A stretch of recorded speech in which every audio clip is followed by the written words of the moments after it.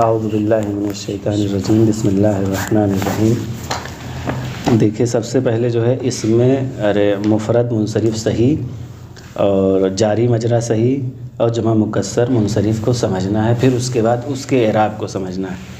جیسے انہوں نے فائدہ آگے کو بتا دیجیے۔ فائدہ یہاں پہ مفرد منصرف صحیح کا مطلب کیا ہے؟ مفرد منصرف صحیح کا مطلب یہ ہے کہ وہ اسم تثنیہ اور جمع نہ ہو۔ مفرد سے کیا ہوتا ہے؟ تثنیہ اور جمع خود بخود خارج ہو، یعنی ایک بول دیا تو دو اور تین یہ تمام کے تمام خود بخود ہٹ جائیں گے۔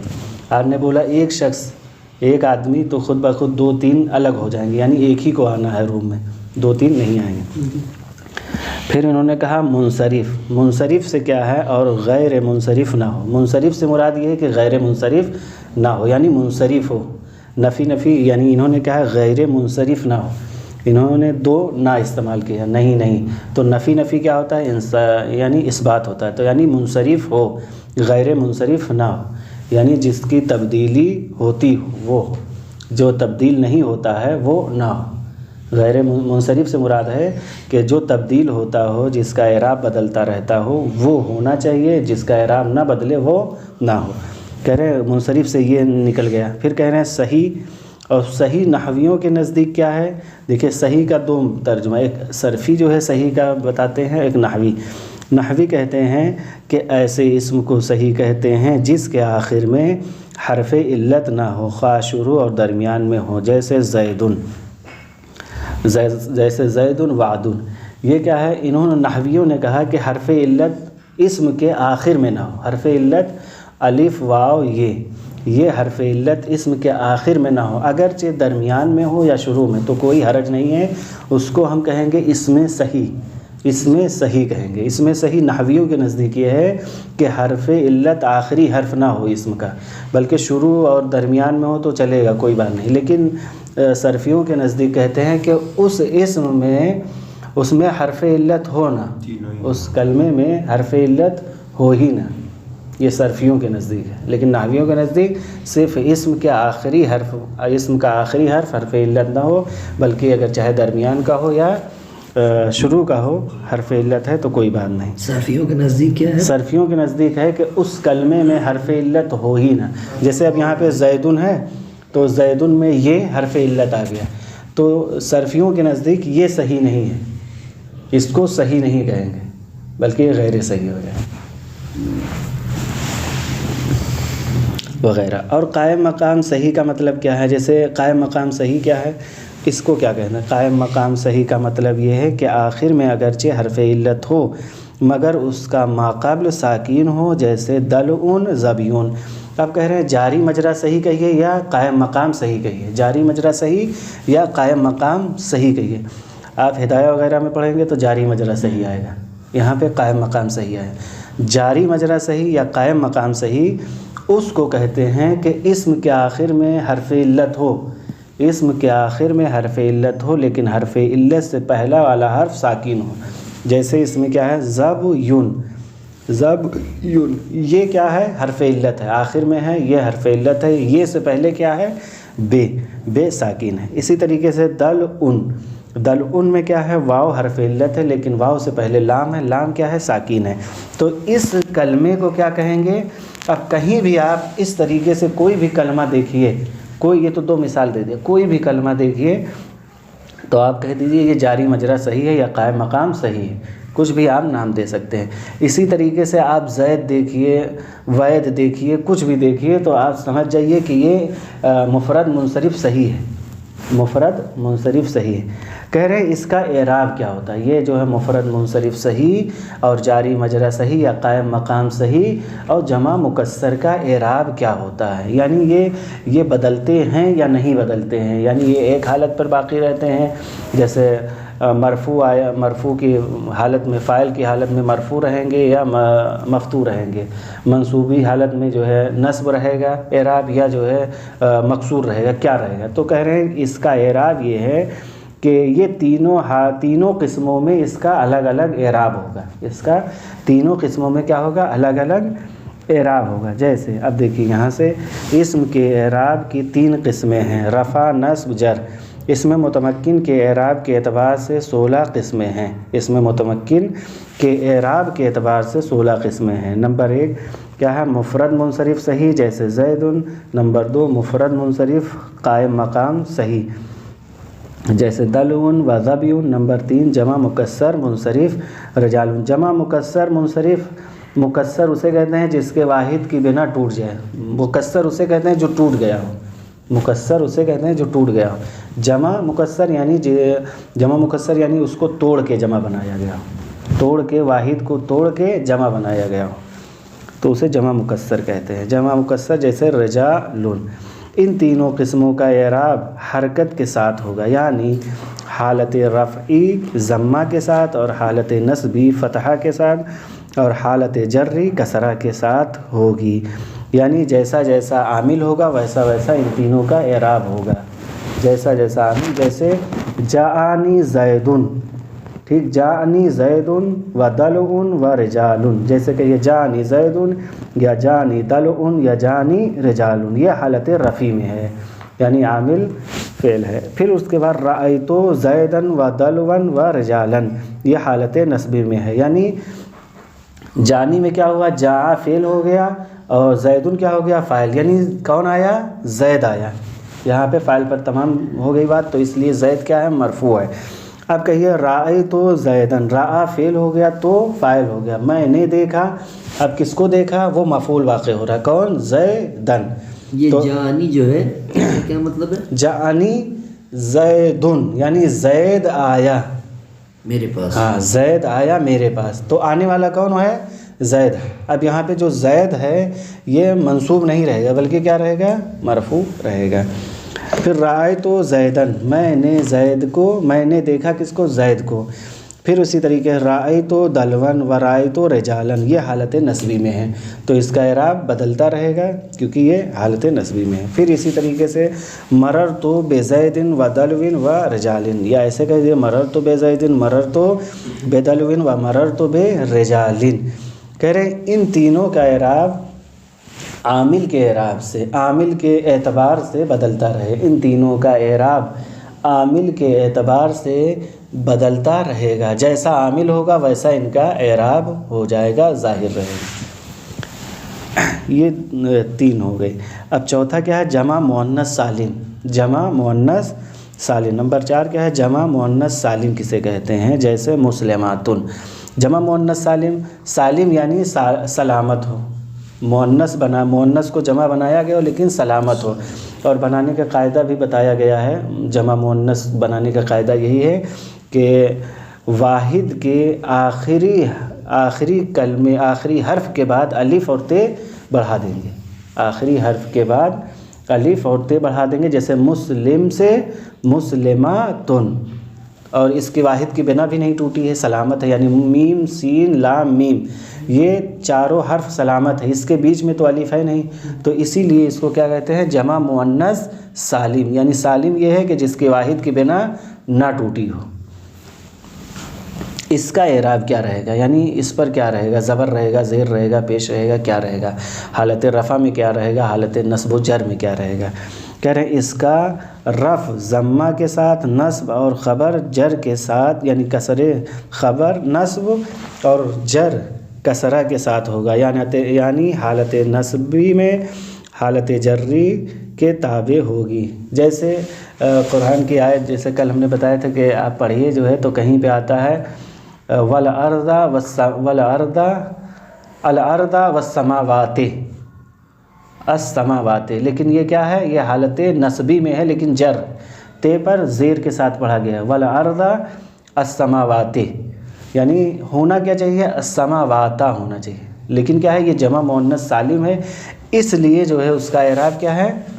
حالت نصب میں جر کے ساتھ ہے، حالت نصب میں کسرہ کے ساتھ ہے۔ دیکھیے جیسے ہے، یعنی حالت نصبی اور حالت جری کے تابع ہوگی، یعنی جو حالت نصب ہے یہ حالت جری کے تابع ہوگی۔ جیسے ہن مسلماتن، وہ تمام کے تمام عورتیں ہیں، ہن مسلماتن، وہ سب عورتیں ہیں، یہ حالت رفعی میں ہے۔ ان کا اعراب ہمیں صرف جو ہے تے پہ دیکھنا ہے، صرف تے پہ دیکھنا۔ رأیت مسلماتن، یہ حالت نسبی میں. اب یہاں پہ ہونا کیا چاہیے تھا؟ ہونا یہ چاہیے تھا رأیت مسلماتن. رأیت فعل و فاعل ہو گیا اور مسلمات کیا واقع ہو رہا ہے؟ منصوب ہو تو حالت نصب میں ہے، تو حالت نصب میں نصب ہی رہنا چاہیے، تن ہونا چاہیے مسلماتن. لیکن کہہ رہے ہیں حالت نصب میں جمع مؤنث کا اعراب کسرہ کے ساتھ ہوگا، مسلماتن. رأیت مسلماتن یہ حالت نصبی ہے، مررت بمسلماتن یہ حالت جری ہے. تو اب اگر کوئی جمع مؤنث سالم کا اعراب پوچھے تو حالت رفع میں ضمہ کے ساتھ، حالت رفع میں ضمہ کے ساتھ اور حالت نصب اور جر کے ساتھ کیا رہے گا؟ حالت نصب و جر میں کسرہ کے ساتھ. جمع مؤنث کا اعراب حالت رفع میں ضمہ کے ساتھ اور حالت نصب و جر میں کسرہ کے ساتھ ہوگا. جیسے ہن مسلمات، رأیت مسلمات، مررت بمسلمات. اب کہہ رہے غیر منصرف. پانچواں یہ ہے غیر منصرف، یعنی جو بدلتا نہ ہو. غیر منصرف وہ ہے کہ جو تبدیل نہ ہوتا ہو. جیسے غیر منصرف وہ ہر وہ اسم ہے جس میں اسباب منع الصرف میں سے دو سبب یا ایک سبب پائے جاتے ہوں جو دو کے قائم مقام ہوں. اس کو کیا کہیں؟ غیر منصرف کہتے ہیں. اسباب منع الصرف 9 ہیں. اسباب منع الصرف یعنی اس کو بدلنے سے روکتے ہیں، اس کو تبدیل ہونے، منع ہی ہے. صرف یعنی تبدیل ہونے کے اسباب، تبدیل نہ ہونے کے اسباب یہ ہیں. تبدیل نہ ہونے کے اسباب 9 ہیں. اگر 9 چیزیں میں سے کیا ہے؟ ایک اسم ہے جس میں 2 چیزیں پائی جائیں یا ایک چیز پائی جائے جو 2 کا قائم مقام ہو تو اسے کیا کہیں گے؟ اسباب منع الصرف کہیں گے. یہ کیا ہے؟ 9 ہیں.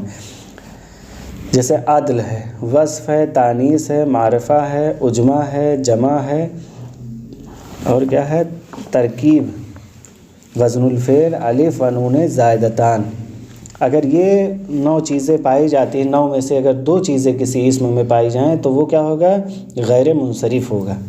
یا ایک چیز پائی جائے جو 2 کا قائم مقام ہو تو وہ بھی کیا ہوگا؟ غیر منصرف ہوگا، وہ نہیں بدلے گا.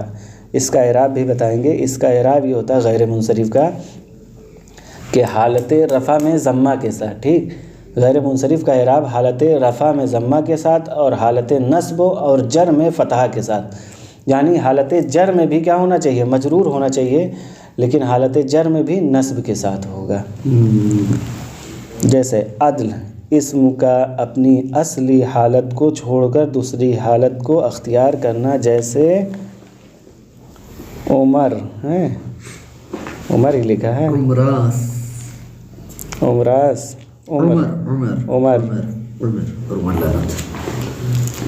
اس کی اصل عامر مانی گئی ہے. اصل کیا ہے؟ یہ عمر جو ہے بدلہ ہے، عدول کیا ہے. عامر سے کیا ہے؟ یہ عمر تبدیل ہوا ہے. تو یہ آپ جب کہیں گے جانی عمرو، ٹھیک، جانی عمرو، ٹھیک. اب حالت رفع میں ہو گیا. حالت نصب میں آئیں گے تو کہیں گے جانی عمرہ، ٹھیک. لیکن حالت جر میں آئیں گے تب بھی حالت جر میں کیا کہیں گے؟ جانی عمرہ کا رأیت عمرہ حالت نصب میں ہو گیا. مررت بے عمرہ کہیں گے، بے عمرے نہیں کہیں گے، کیونکہ یہ عمر عامر سے عدول ہوا، یعنی بدل کے آیا، عدول کیا. غیر منصرف کا اعراب یہی رہے گا کہ حالت رفع میں ضمہ، حالت نصب و جر میں فتحہ کے ساتھ. جیسے وصف، اس سے مراد، وصف سے مراد کیا ہے؟ اس سے مراد ایسا اسم ہے جس میں صفت کے معنی پائے جاتے ہوں. جیسے احمرو یعنی سرخ. اب کسی اسم میں جو ہے صفت کا معنی پایا جائے تب بھی وہ کیا ہے؟ غیر منصرف ہے، غیر منصرف ہے. اب اس کا بھی اعراب کیا ہوگا؟ تینوں حالتوں میں کیا رہے گا؟ پہلی حالت میں ضمہ رہے گا، دو حالت میں، حالت نصبی اور جری میں فتحے کے ساتھ ہوگا. تانیث، کسی اسم کا مؤنث ہونا. جیسے طلحۃ و زینب، حبلہ، حمراء وغیرہ. اس میں الف مقصورہ اور ممدودہ اکیلا سبب 2 سببوں کے قائم مقام ہے. اس میں جو الف ممدودہ اور مقصورہ آیا ہے یہ خود 2 سبب کا قائم مقام ہے، اس لیے یہ بھی کیا ہے؟ غیر منصرف ہے. پھر ہو گیا معرفہ. معرفہ سے مراد یہاں صرف علمیت ہے، یعنی یعنی کسی کا نام ہونا، جیسے احمد وغیرہ۔ عجمہ لفظ کا غیر عربی ہونا بشرطے کہ وہ اعجمی زبان میں علم رہا ہو، جیسے ابراہیم۔ یہ غیر عربی ہے، یہ عربی نہیں ہے، لیکن یہ اعجمی زبان میں یعنی ایرانی یا ہندوستانی کہیں اور دوسری زبان میں کیا رہا ہو، نام کسی کا رہا ہو، جیسے ابراہیم۔ پھر کیا ہے جمع سے مراد ہر جمع نہیں بلکہ جمع منتہی الجمع مراد ہے، جو فعالل یا فعالیل کے وزن پر آتی ہے، جیسے مساجد و مصابیح وغیرہ۔ یہ بھی کیا ہے، حالت رفع میں ضمہ کے ساتھ، حالت نصب و جر میں فتحہ کے ساتھ رہے گا، ان تمام کا اعراب۔ پھر کہہ رہے ہیں ترکیب مرکب ہونا، یعنی دو یا دو سے زائد کلموں کا ایک ہونا، جیسے مادی کربو۔ اس کا بھی اعراب کیا رہے گا، حالت رفع میں ضمہ، حالت نصب و جر میں فتحہ کے ساتھ رہے گا۔ وزن فعل کسی اسم کا فعل کے وزن پر ہونا، کسی اسم کا فعل کے وزن پر ہونا، جیسے احمد و شمرا۔ اس کا بھی اعراب کیا رہے گا، حالت رفع میں ضمہ کے ساتھ، حالت نصب و جر میں فتحہ کے ساتھ رہے گا۔ پھر نواں کیا ہے، الف نون زائدتان، الف و نون زائدتان، وہ اسم جس کے آخر میں الف اور نون زائد آ رہے ہوں، جیسے عمران۔ اسباب منع صرف کی مثال اب انہوں نے دے دیا، یہ تمام چیزیں انہوں نے بتا دیا کہ الف اور نون یہ دونوں یہاں پہ زائد واقع ہوئے ہیں، جیسے عمران میں الف اور نون کیا ہے، زائد واقع۔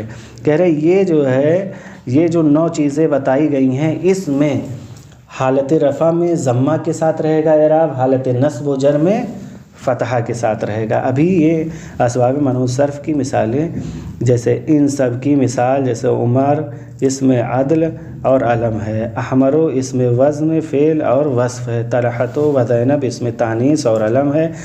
دیکھیں دو چیزوں کا ہونا ضروری، انہی میں سے یہ جو 9 چیزیں بتائی گئی ہیں، انہی 9 میں سے اگر کوئی اسم ایسا ہو جس میں 2 چیزیں پائی جائیں، ایک نام ہو یا صفت ہو، یا نام ہو یا جو ہے تانیث ہو، یا نام ہو معرفے کے ساتھ ہو، یا نام ہو اجمع ہو، جمع ہو، یا نام ہو عدل ہو، یہ 2 چیزیں پائی جائیں، یا 2 نہ ہو بلکہ ایک ہوں جو 2 کا قائم مقام ہو۔